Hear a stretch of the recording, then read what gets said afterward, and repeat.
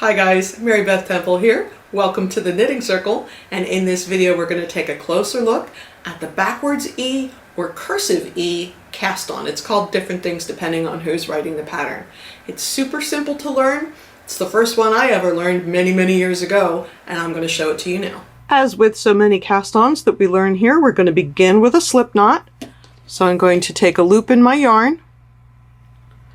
I'm going to reach through the loop and pull up the working yarn, remembering that the working yarn is the one that's attached to the ball of yarn and the cut end is the tail.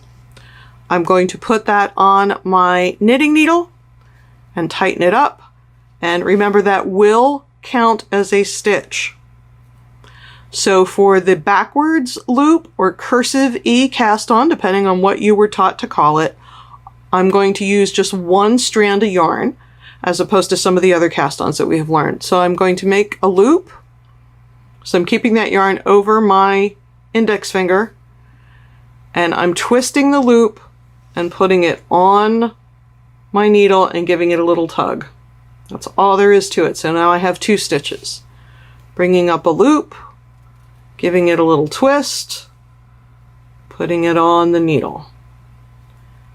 Grabbing a little loop, give it a little twist, put it on the needle. Now you may notice that I'm giving it a pretty serious tug when I get it onto my needle, and the reason is this particular cast on has a tendency to loosen up a little bit when you're knitting your first row.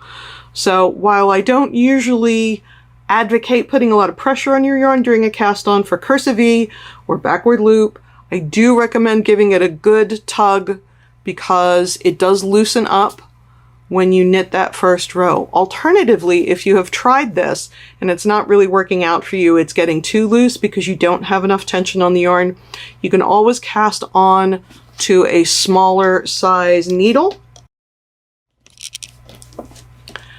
Then you're going to just knit the first row of your pattern just the way that you always would.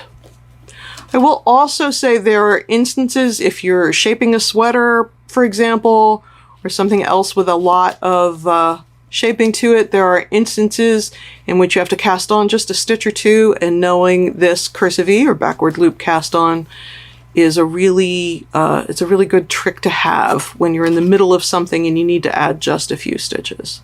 But do you see how it's loosening up just a little bit?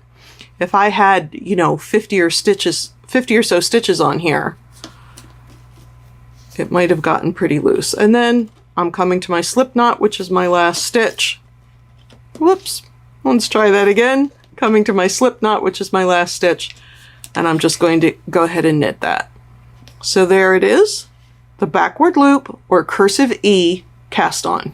So there you have the cursive E or backwards E cast on. I'm Mary Beth Temple. This is the Knitting Circle. Thanks so much for joining us.